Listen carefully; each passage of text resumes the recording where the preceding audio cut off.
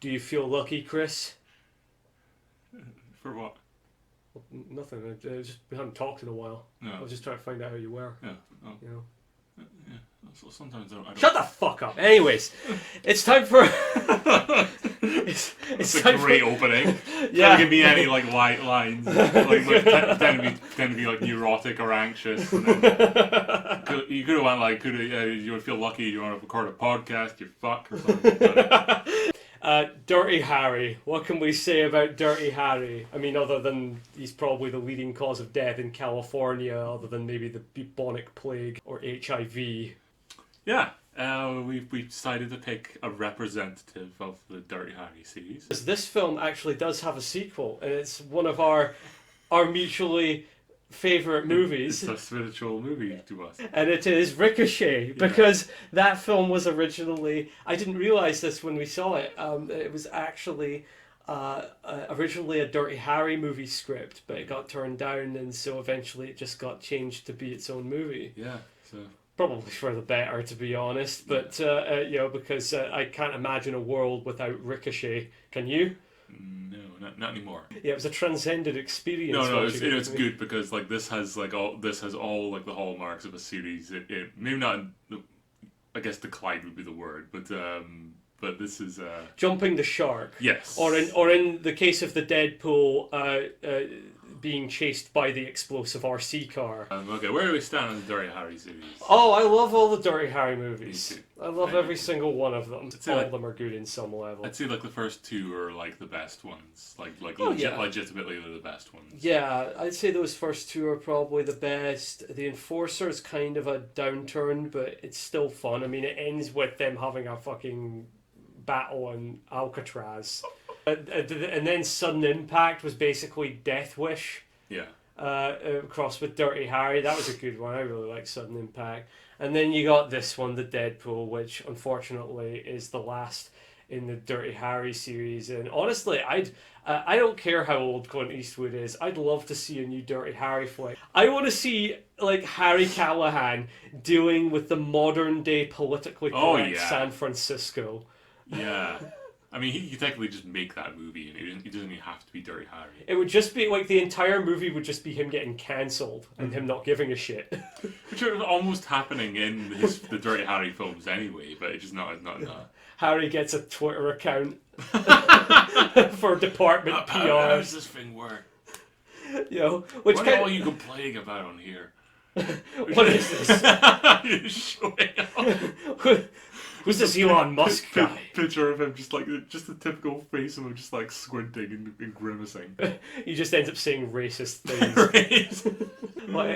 That's offensive, and he's just like, stick it in your ass. I want to see those tweets. Harry just driving down the road, just taking a leisurely drive in midnight San Francisco somewhere. He ends up getting attacked by a bunch of hitmen, and what's really funny is like when he's trying to drive away from the hitmen crashing in the car, he just he just looks like an old man who's confused about where he is. That's the one. Where am I? The one time in this movie, like, that's all he looks I need to get to Country Kitchen Buffet. They riddle his car with bullets, which has never worked in the history of Dirty Harry. These guys pulled out all the stops. They've even got Tucker Carlson there. Yeah, I thought he looked like Tucker Carlson. They've even got him, and we riddled his car with bullets. And yet we didn't hear any cries of pain. We didn't see any blood. We thought, what could this mean? It can only mean one thing. That Dirty Harry is alive, and I'm about to die. What's going on? What's going on here? Dirty Harry kills everybody because he's Dirty Harry, and I guess he just goes off home and has a drink of milk, feeds his cat, and then goes to sleep. But of course, it doesn't matter what he does. Everyone is always angry at him. They're so angry, in fact, that they want to force him to interact with journalists. So, like, they want him to go into public relations. Now, we already discussed this. Dirty Harry in public relations. Look, Dirty Harry already does public relations. He shoots criminals in the face with a gun bigger than my dick. Which is very big, by the way. Yeah. Yeah. That's public relations. I can't believe our humor has fallen so low. So Harry Callahan, being the based motherfucker that he is, he would rather resign than interact with journalists in any way, shape, or form. Especially when Jim Carrey dies of an apparent drug overdose. Yeah. We go back to like him miming to "Welcome to the Jungle" by Guns N' Roses. Now, I could never understand what this was about. Because, right, is he meant to be doing a scene where he's just miming to Guns N' Roses? Or is he meant to be the guy who did Guns N' Roses, Welcome to the Jungle, in this universe? I'd love to see that now, actually. I think it'd actually be better than Axl Rose. You look at fucking Jim Carrey mugging it on a stage. Instead of Axl Rose just being fat on a stage, I guess. Yeah, because Jim Carrey isn't fat in this world, so I guess he just wouldn't be. No, Jim Carrey is just mental. He's mental. World. He's always been mental and difficult, depending on who you ask. But did you see the paintings he was doing? Yes. Like he was doing paintings of like Mussolini being hanged and stuff like that, and then he ended up in a fucking argument with Mussolini's granddaughter. I remember being not a very attractive looking person. No, I'd say typical Italian. I mean, look at her. He's being directed by English Liam Neeson. Peter Swan. Peter Swan. It's Peter Swan. Yeah. Well, I just make jokes about the entire film. Yeah, like he's like the arsehole director, which it's such a funny thing that these are such a thing in like movies. Like movies that usually have a director. Like commonly a film has a director to need to exist. And commonly. Yeah. It's usual. And like in TV shows where it's just like, I can't believe it, I can't work under these conditions, and then his head implodes or something. Whenever, they do that kind of asshole director character in a film or in a TV show, it's always a representative of the guy actually directing it. It's just that he's such a narcissist, he doesn't realise. He just doesn't realise. The script writer just like drew a picture of himself giving him the finger. He was just like, that's very good. That's very good. That's a very good picture you made there. Yes, brilliant. I love it. You made this for me. Well, thank you. But yeah, this. I'd love to direct this. but yeah, Peter Swan, and he's like, I don't have to say sorry to anybody. I'm English. I'm an English director. I'm an English prick. He's making a film called Hotel Satan, which is exactly the kind of film that me and you and our friend Nick would watch. We would watch that instead of like Oppenheimer or whatever. We'll watch Hotel Satan and Hack-O-Lantern instead of any of it. And then we'll act shocked when it's terrible. Yeah. We'll act shocked God, it was terrible. When it's tedious and like goes on a snail's crawl. But yeah, I'm just making fun of the fact that he's basically a direct-to-video director, and the entire like film's making a big deal about it. I will make this film. It will change the world. It'll change it. It'll cause a distraction for some people. We know, of course, Jim Carrey was murdered. Do you remember, where were you when Jim Carrey was murdered in a Dirty Harry movie? His girlfriend shows up and she's of course absolutely distraught, and the media, being the media, decides to push a camera right up her fucking nostril, try to get like every drop of snot and tears out of her grief-ridden face. And then Harry, of course being Harry, goes full based and just chucks the camera across the concrete. As a hero would pick up a giant camera and smash it into the ground, and it's great.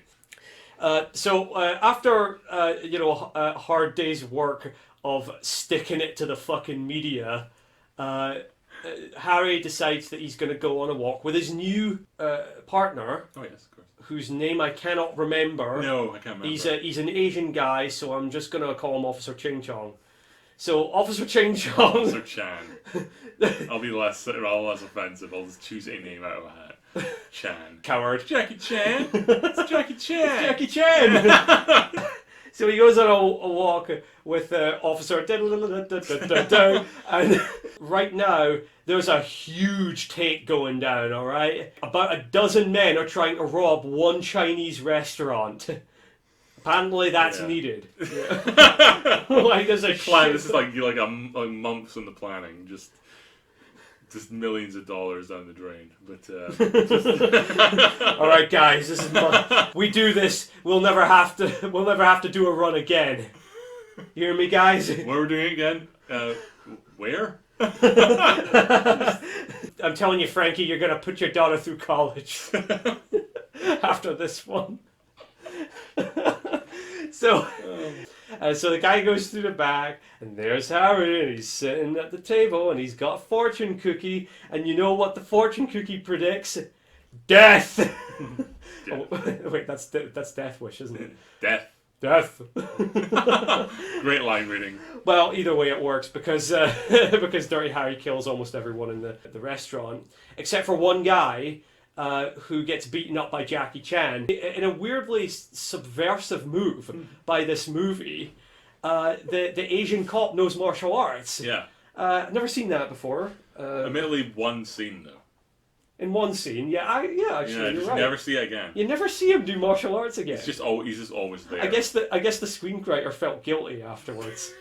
So guilty that we're not going to really give him anything to do for most of the movie. Let's be fair. The guy has like Chinese symbols drawn on him because his grandfather drew these Chinese symbols on there as a sort of protection against the curse of Dirty Harry Callahan. Yeah. Which kind of works, kind of doesn't. The curse of Callahan is so strong, not even ancient Chinese magic can stop it. Even the Taoist priests of Yangtze can save them. Dirty Harry, having done a great job as always, gets his ass chewed out by the chief of police and the fucking PR cuck that's there. Yeah, the PR cuck who because the department is going to get sued by the media because of a camera. The mayor's lighting a fire up my ass. My ass is dry and wrinkly. It catches fire real quick. Instead of getting sued by the media, Harry ends up on a date with the hot blonde reporter lady, who is young enough to look hot, but just old enough for us to not think Harry is robbing the cradle. Yeah, she's a MILF. Turns out that she wants to do some kind of big media, like fucking documentary thing on Harry and his life, and Harry, like, knowing what the media is like, is just, fuck you, bitch, and then leaves. Harry ain't no simp. I don't care if you're a MILF. Again, I'd love to see Harry with his own Twitter account and getting fucking... getting browbeaten into apologising for everything and never doing it. Fuck you. He doesn't even respect Musk. He just like, you're trying too hard. Stop trying to kiss up to me. I hear you're an African American. You don't look like one. Well, Harry hates everyone. Dirty Harry gets frozen in a block of ice like Austin Powers. He ends up getting thawed out 20, 30 years later. What are these things you're holding? Who's this Zuckerberg guy? These people told me I ought to be on Joe Rogan. So I decided to come on, and all you want to talk about is the DMT elves, whatever the fuck those are. Making a new Dirty Harry film where he comes out where he's like frozen in a block of ice and comes to the future. Goes to the future and gets cancelled immediately. And he's also like 90 years old now. So it's just like you got frozen at the wrong... It wouldn't make any sense. But... I wouldn't. Speaking of not making any sense, this movie. So the idea of this movie is that there is a thing called the dead pool. He said it. Yeah. But there's this thing called the dead pool where people bet on what celebrities are going to die in the next year. So it's like they're going, maybe they're drug addicts, maybe they're like old. It's likely that they're going to die. At some point in the year, right? So basically, the dead pool is a far out game, is what I'm saying. Whereas the dead pool has a different meaning now these days, but Well, yeah. I'm not talking about that. We're not talking about any more Marvel shit, all right? Let's just get, talk about Harry. Dirty Harry, all right? He's the real superhero here. You know, a real superhero chases after the very last guy who runs away from him and shoots him in the back. He's like, you're not getting away that easy. Your spine is mine, dirtbag. I bag more shit bags than you've had hot dinners. That's not really something that Americans say, is it? You've had hot dinners. You've had hot dinners. English Dirty Harry. Wouldn't that just be the Sweeney? I would love to see like Clint Eastwood walk through like saloon doors, like with his cowboy hat on, and go like, "Well, what's all this then?"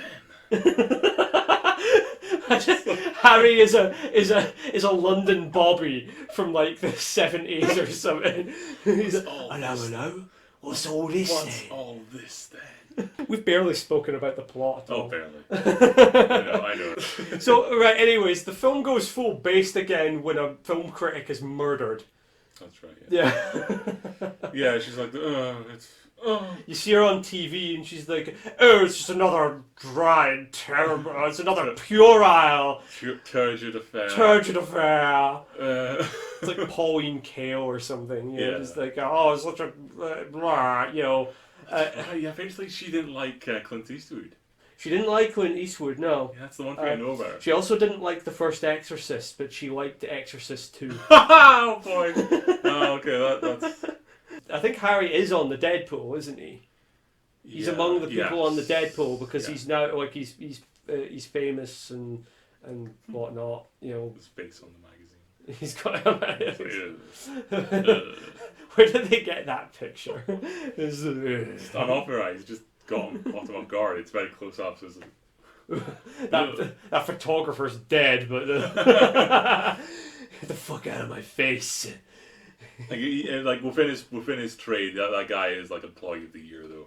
Like you got given that posthumously. After he put his life on the line. There's almost some respect in it. Photographer with the biggest, most pendulous balls imaginable got right up in Dirty Harry's face. Like slides in front of him. I'll die for my art.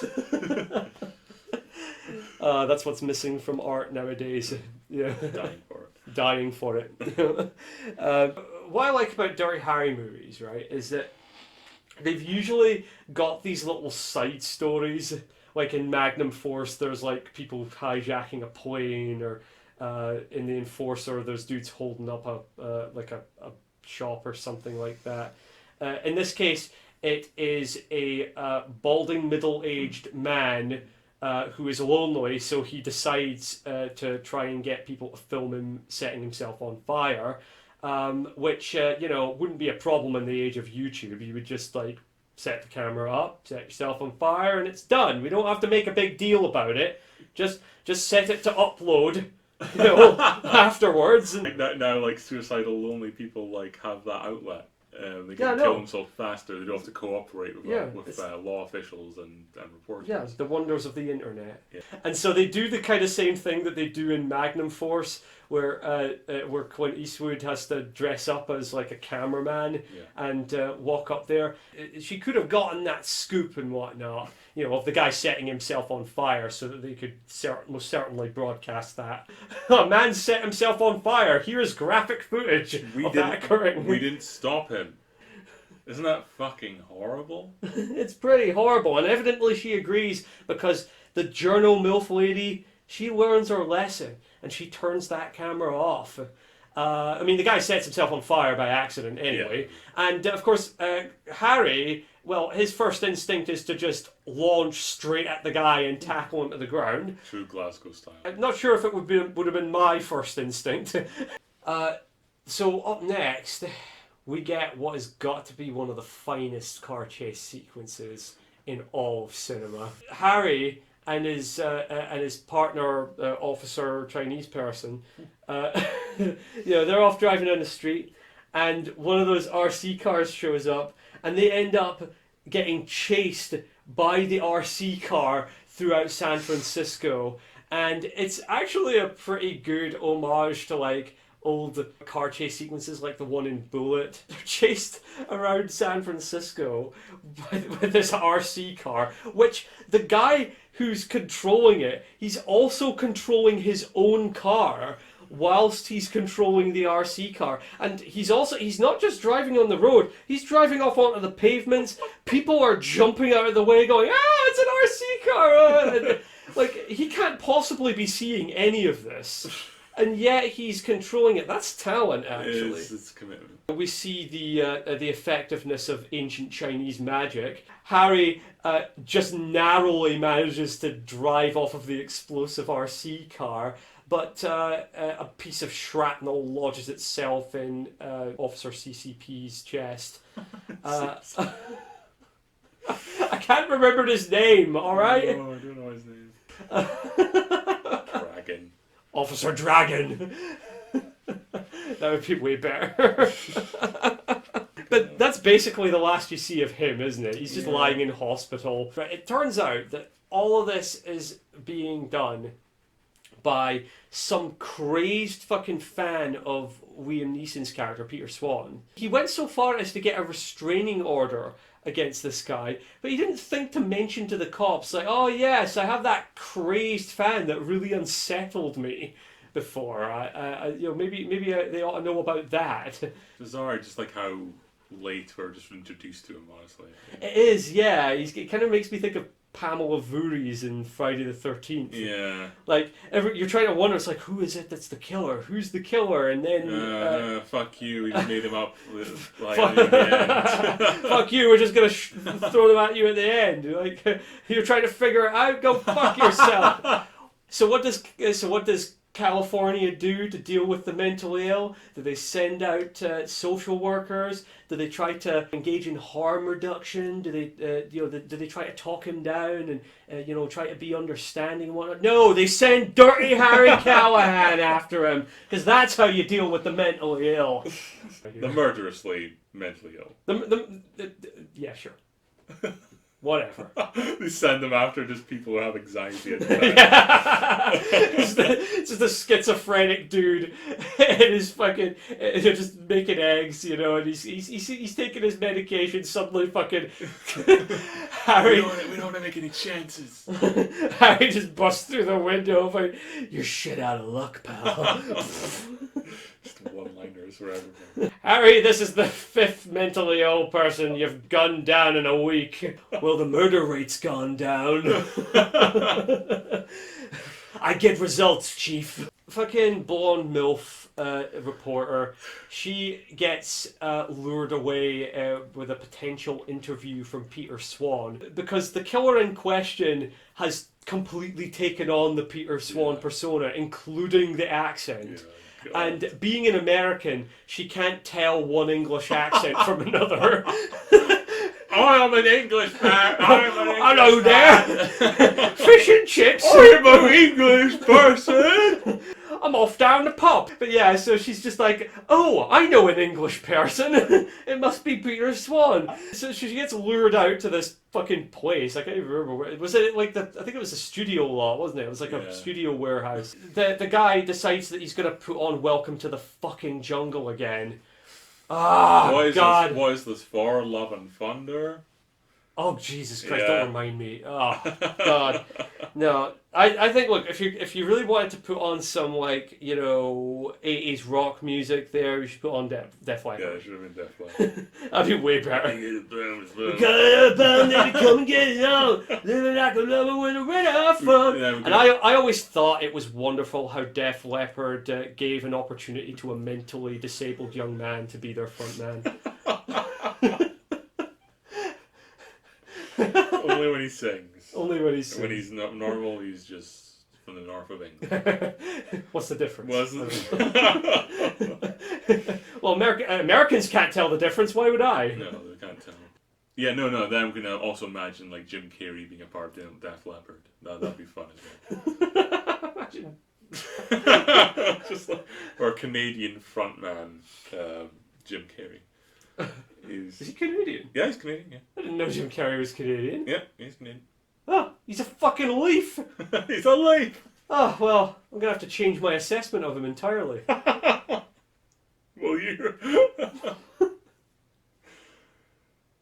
I don't know what my assessment was. He's insane. I guess he's a bit mental, he's yeah. just weird. His politics are weird. So Harry shows up. Eventually, the guy runs out of bullets, and Dirty Harry, he emerges from the mist with a gigantic fucking harpoon gun, which was set up earlier. Yeah. It was on the Hotel Satan set, which apparently has a boat with a harpoon.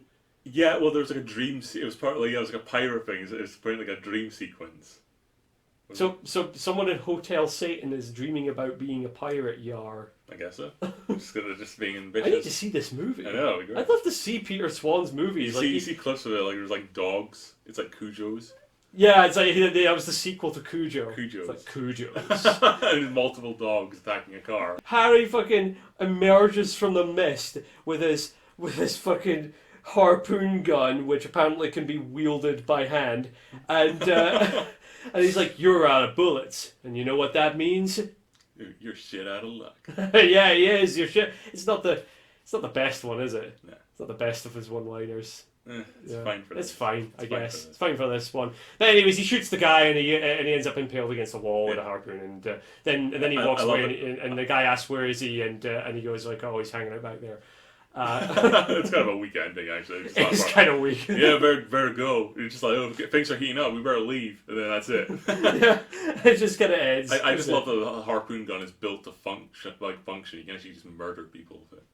Just like, yeah, Harry fucking Alec Baldwin's the guy with a Alec Baldwin terrified that the props actually kill people. But, Alec Baldwin wants to know who it was that loaded that very real, very sharp harpoon bolt. Yeah, so Harry Alec Baldwin's the lead villain of the film, and that's it. It's a wrap. It's a wrap, folks. It's a wrap. It's a wrap. It's a wrap, folks. I couldn't do it, but it's a wrap. Fuck you. Supercalifragilisticexpialidocious. I really love me fish and chips. Fish and chips. So how did you like the adventures of Dirty Harry and Officer Ching Chong? I'm disappointed if that's what it's called. That Chinese guy barely figured. Yeah, I know. He was barely in it. Like he didn't die though. But it's a fine film. Yeah, I kind of wish that they managed to make another one that's got a bit more of a bang to it. Mm-hmm. You know, to be honest, I would have picked Ricochet as a Dirty Harry movie over this, but I'm kind of glad they didn't. Yeah, exactly. Exactly. Can you imagine Dirty Harry having his life destroyed by John Lithgow? Yeah, I can't totally see it as a Dirty Harry film. It's his own thing. Yeah, I run a child pornography ring. That's definitely what happened. You can shove it up your ass. There you go. That was the Deadpool. Yeah, I like this movie. It's good fun. It's a fine film, yes. Yeah. It's a fine one. Well, anyways, this has been another episode of Clown Town. I've been your host, Deadeye Ducky. This has been the wonderful and handsome Mr. Christopher Beard. Say goodbye to the people. Hey, they went over there. So then we walk away, and then the podcast ends. Okay, right. See you, I guess we'll go. Okay, See maybe you, write the night the morning song. Fuck! I hit the door.